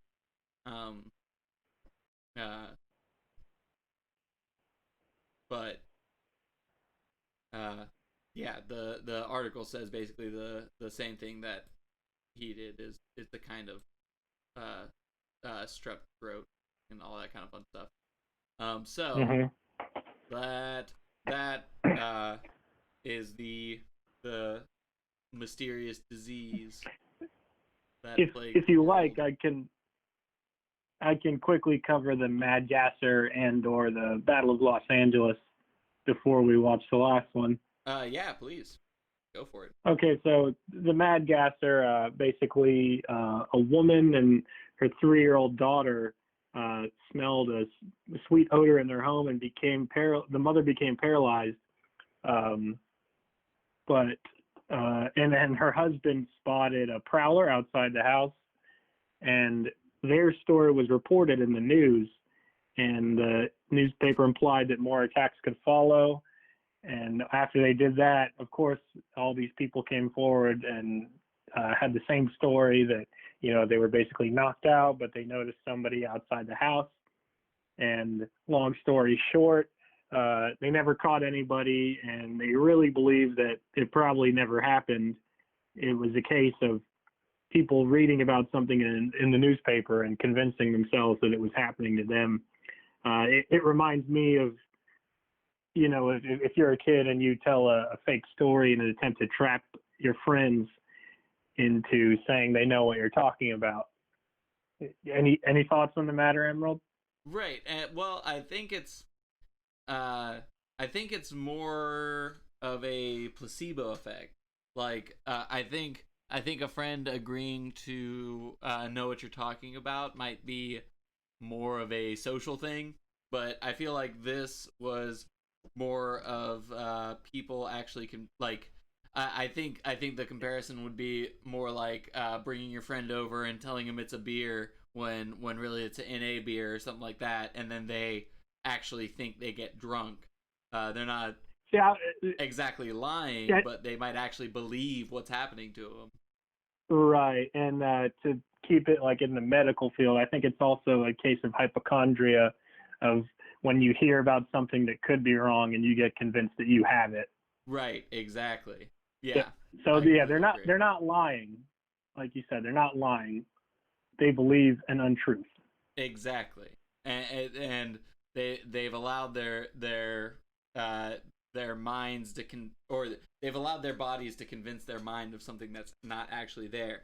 And surprisingly enough, that connects back to the whole metaphysical thing that I mentioned earlier of what is objective reality. If you can convince your mind of something that's there, and even when you have others outside of your subjective reality confirming that it was there, turns out it's still true to you. It's still true to you, but in our subjective reality, it is factually not true. So yeah.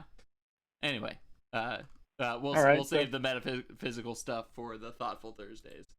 I'll go ahead and move on to the Battle of Los Angeles so we can get to the vampires as well.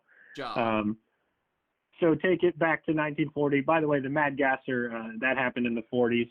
But the Battle of Los Angeles, this is right after Pearl Harbor and before the war's over. So the whole country's on edge, of course. And, California, very close to Hawaii geographically, if you want to get mapophysical with it. So in California, let's call it a UFO is spotted.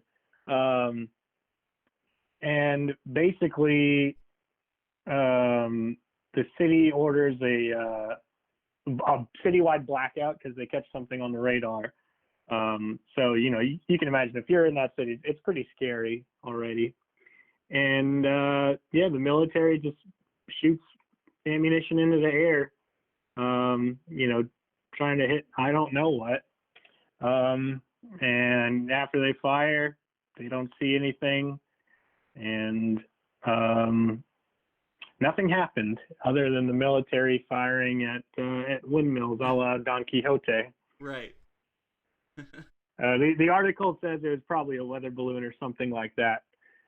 But what I get from this story is a very scared nation, acting out, firing bullets and missiles into the air, trying to hit something that they think is there. And Emerald, the question I ask you is, can you blame them? Well, this one made me giggle because I'm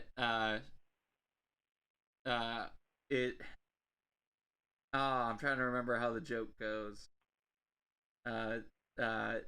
Long story short, there's a guy standing in front of a building and he's looking up and eventually a crowd comes around him and looks up with him. Oh yeah. And then eventually he walks into the chiropractor's office and comes out looking forward. Something along those lines. And that's like I know the article says that it could be a weather balloon or something like that, but my favorite version of what happened is something innocuous like a car backfiring or a gun misfiring, or even an excitable private that thought he saw something that just starts shooting at nothing, and everyone else just joins in with him until you have the entire army that's stationed there firing it at nothing just because they saw someone else doing it. The other saying it makes me think of is, just because you're paranoid doesn't mean they're not out to get you. Right. Food for thought. Okay. Vampires, yes. So we're probably gonna go over the 2-hour mark today, so as history has let's just jump shown, in the video. superstitions that derive from lack of understanding could lead to mass hysteria.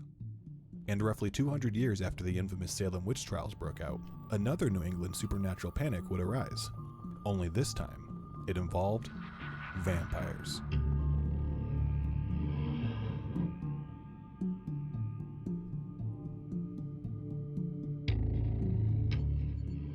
Like many diseases that are first introduced to mankind, they often take us by storm, causing many untimely deaths that are initially unexplained. When we look back at tuberculosis, one of the oldest and most deadly infectious diseases, which still kills millions around the world each year, it is perhaps unsurprising that epidemics of fear also broke out in the midst of a tuberculosis outbreak.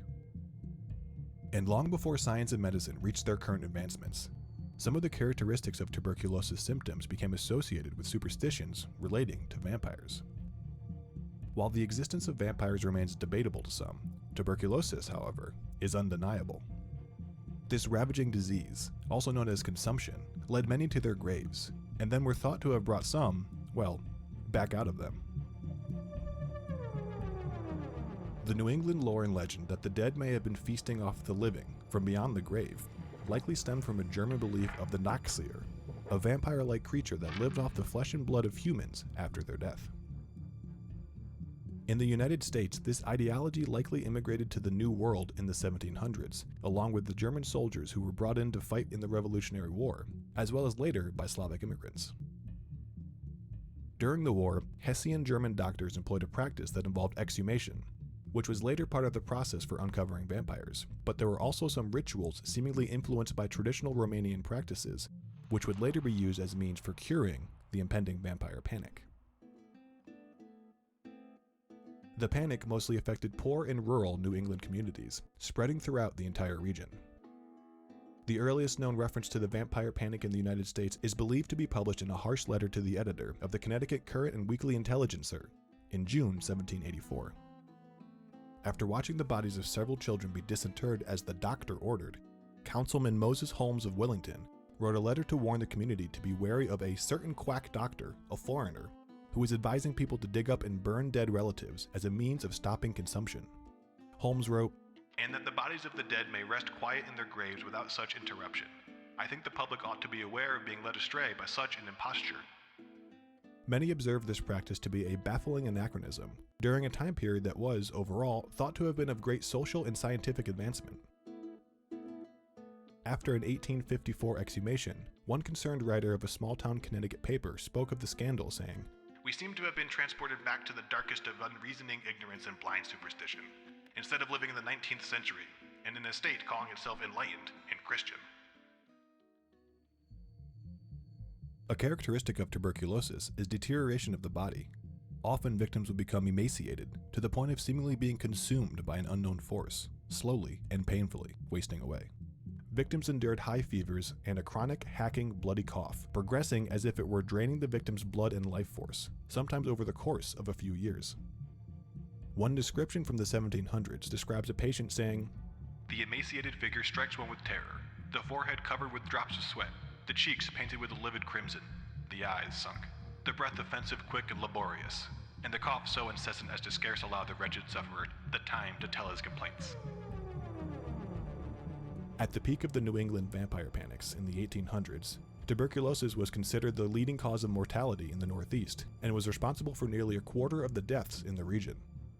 Generally, the disease would spread throughout rural families, as one person would contract it and the other members of the family would eventually also get sick as well. It was feared that the early victims in these families may actually be vampires, who then preyed upon the other family members who became sick. Manchester, Vermont, 1790. The case of Rachel Harris would become one of the earliest known cases of the New England vampire panic. A year after Rachel passed away from tuberculosis, her widower, Captain Isaac Burton, took up with and remarried her stepsister, Huldah. Before long, Huldah would soon show signs of consumption, leading friends and family to believe it was Rachel's vampiric vengeance from beyond the grave. In February 1793, to rid Huldah of this deadly grasp, Rachel's body was exhumed and her liver, heart, and lungs were removed before being burned on a blacksmith's forge in front of hundreds of Manchester residents. Unfortunately, the ritual did not ease her symptoms, nor did it spare Huldah's life. She would die the following September. The people of Manchester ultimately gave up on the idea that Rachel had been a vampire. Instead, they began to claim she was a witch. Historians believe that there were probably over 100 incidents of vampiric exhumation, many of which have not yet been discovered, but one of the most notorious among these cases is that of Mercy Brown. After losing her mother, Mary Eliza, to the disease in December of 1882, her sister Mary Olive would also wither away under similar conditions. A few years later, Mercy's brother Edwin started having symptoms of consumption and retreated to Colorado Springs, where the fresh mountain air and climate was thought to improve the health of those suffering from the disease. Meanwhile, Mercy herself would also fall ill with the disease. It's believed that she may have been asymptomatic and reportedly had what was known as a galloping kind of tuberculosis, which has a tendency to be highly progressive once symptoms begin to show. Mercy would succumb to her illness in 1892, the same year that Edwin was thought to have been in remission from his ailment. However, his condition would take a turn for the worse, returning home in a dying condition. Word of the Brown family's sickness spread across town, causing many to become fearful of contracting the disease. The townspeople approached Mercy's father George with quite a theory. They claimed that George's deceased wife and 2 daughters were not actually dead at all, but rather that they had become a vampiric force, living on the living tissue and blood of Edwin. The townspeople then proposed that the cure for Edwin would come by destroying the body of the woman that was causing the greatest offense.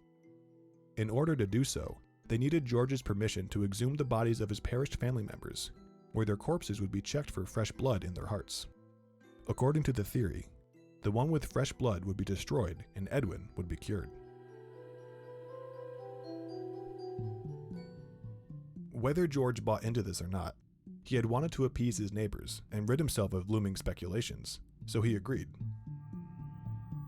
March 17, 1892. In the absence of George, the family doctor attended the exhumation on his behalf, who would also be performing an autopsy. Joining him was a newspaper reporter ready to witness and document the ordeal. The bodies of Mary Eliza, Mary Olive, and Mercy Brown were dug up and examined. Having been buried for over a decade, the only thing left of the 2 Marys were their bones. Mercy, on the other hand, had been dead for a few winter months, and upon exhumation, was found in a fairly well-preserved state. It was then reported that Mercy's heart and liver were removed, and in cutting open the heart, clotted and decomposed blood was found. During the autopsy, the doctor also emphasized rationally that Mercy's lungs showed diffuse tuberculous germs, which did not faze the villagers at all, as they carried on with burning her heart and liver atop a nearby rock. The ashes were then fed to Edwin, which was believed to be the antidote for the ailment, but instead it did very little to spare Edwin his life. He died just 2 months later. George Brown went on to live in the same community for many years, finally passing away, not of tuberculosis, in 1922. The case of Mercy Brown made international news and became one of the most well-known cases of the New England vampire panic due to the initial publication by the Providence Journal reporter and the work of anthropologist George Stetson, who traveled to Rhode Island to study the barbaric superstition that had become notorious in the region. folklorist Paul Barber believes that there is some logic behind the vampire myth that could be based in untrained observations of dead and decaying bodies. Superstitions are sometimes the only form of hope when there is no other explanation or method to achieve what one needs. A piece written in the London Post declared that whatever was causing the rise of the Yankee vampire was distinctly American and could have no trace to be linked to British folk traditions, despite the high demographic of British descendants in the region. Often for superstitious reasons, the graves of many suspected vampires are generally isolated outside of the cemetery fence. However, Mercy's is located right next to her brothers and her father's. Mercy's resting place is visited by many. Some leave offerings such as plastic vampire teeth or cough drops. Others leave sentiments in the form of etchings. And as with most high-profile memorials, vandalism may also occur. Her headstone is now anchored down with an iron strap which was installed after it had once been stolen. The methods and rituals that took place during a vampire exhumation varied widely by region. In some communities in Maine and Plymouth, Massachusetts, exhumations were relatively non-invasive. Once the body was dug up, the alleged vampire's body was flipped over in their grave, and then they were reburied laying face down. Other communities in Connecticut, Rhode Island, and Vermont had settled on harsher methodology, often burning the dead person's heart and inhaling the smoke as part of the cure. While the panic may not have ended in 1892 with the Brown family, their case was one of the last documented instances of New England's vampirism. A decade earlier, in 1882, physician and bacteriologist Robert Koch announced that he had discovered tubercle bacillus, the causative agents of tuberculosis. However, scientific discoveries were slow to spread in rural areas, even amongst medical professionals in those communities. Needless to say, once the discovery was made known to the masses, the idea that vampires were behind the grave disease came to an end as a rise in germ theory became commonly accepted, relinquishing New England communities of the concept of vampirism. Germ theory also increased the use of embalming, and practices such as quarantining and isolation helped reduce the spread of tuberculosis.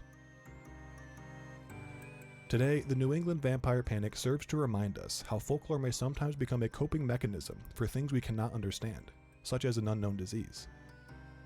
Society is constantly reinventing itself, each generation building and refining what we know through new scientific evidence, instead of trying to explain the unknown with fantastical folklore. And as we observe the behaviors of mankind's past, one can't help but wonder how future generations might observe the behaviors and justifications of today's ideology, beliefs, and practices. Advanced as we are, and as far as we've come, humankind still has a whole lot to learn.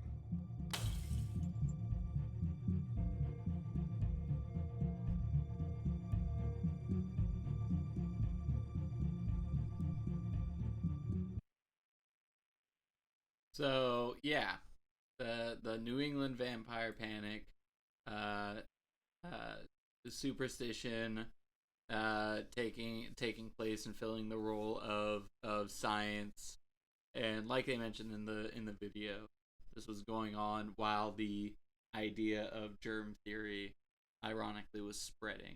But you can't really blame them too much. I agree. I think to their superstitions. The closing thoughts of his video kind of sum up this whole article, which is you can't look at these stories through today's lens of knowing what we know today and say, you never would have believed these things. Yeah, hindsight is 2021. No, that's not the thing. But something that stuck out to me is just because it was based around a tuberculosis epidemic. It reminds me of some stuff you hear about going on today, particularly the part in the video where he talks about the doctor opening up the chest of the girl and saying like, no, like that's tuberculosis in her lungs, and the townspeople are just like, nah, I'm pretty sure she's a vampire. Let's make him do the ashes thing just in case. And it reminds me of some of the stories you hear about in vlogs from nurses working at hospitals dealing with coronavirus patients, talking about how like some of the patients, like even as they're getting incubated, or intubated, Intubated. Yes, that's the one. They still don't believe that coronavirus is real or that they have it. They're like some of the nurses describe the patient's confusion as they are going under and are failing to be able to breathe and trying to make sense of it and just not listening to the doctor be like, yeah, it's coronavirus. It's a thing going around right now. Like going under and being put on a ventilator while literally not believing what's happening to you is happening to you.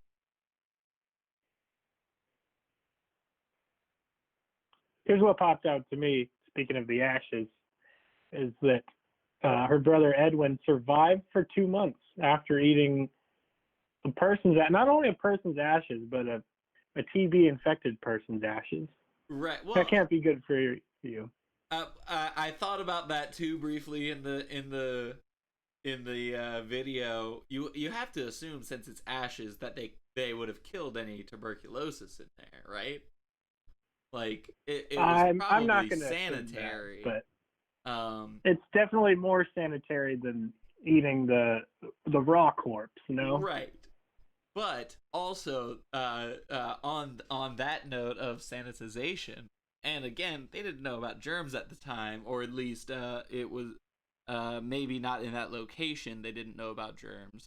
But whenever they were digging up the corpses to look at the bodies, all I can think of is, don't do that. You're like, you put the tuberculosis deep into the ground, and now you're opening it back up and handling it, probably spreading it to everyone that's helping dig up the corpse. Well, you got to let it ferment and marinate first. Right. Underground. And I will say, it sounds like the other 2 bodies that they dug up, they waited too long. You know, you want to. Your fermentation has a window that you want to hit. There's a narrow window. It's almost like when an avocado is ripe. You want to get it right in that window, or else it's just an even more narrow window. Right. The avocado. I mean, I'm just saying there was no way that they could have made ashes out of the heart of the skeleton. So if you're that's the takeaway from the article is, if you're trying to cure someone who is ailed by vampirism, you want to get the corpse during its sweet, ripe spot so you can turn the heart and what was the other organ? I forget. Was it the gizzard? The gizzard, yes, the heart and the gizzard, as it said in the video. Don't check that.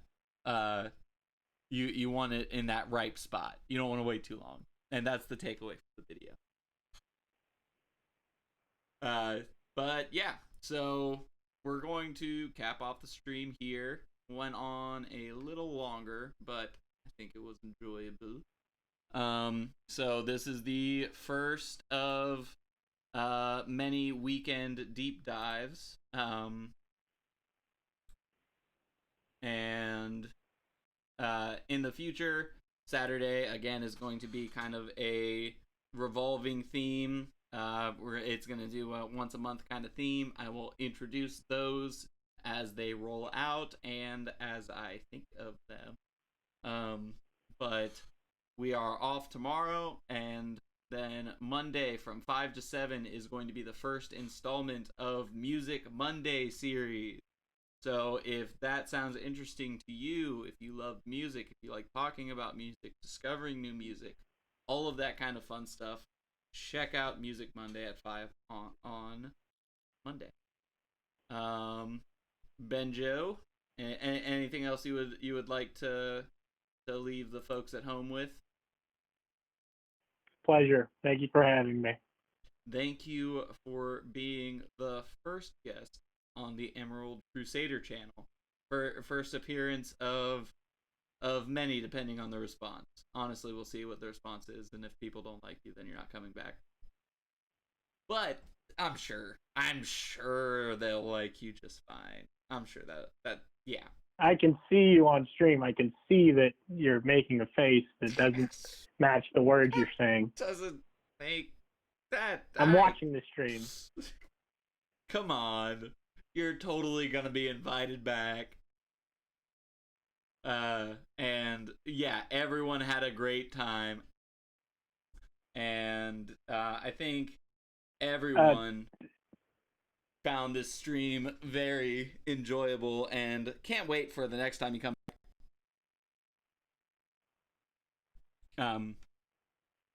And I mean, personally, I'm excited about it.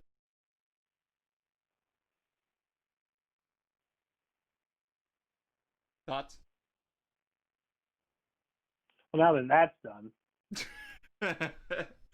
All right, so we're gonna end it before rambling starts. Benjo, thank you for being here. Everyone, thank you for watching. Go to all the channels that we watched today, like their stuff, subscribe to their stuff, all that fun stuff, and we will be back on Monday. Thanks.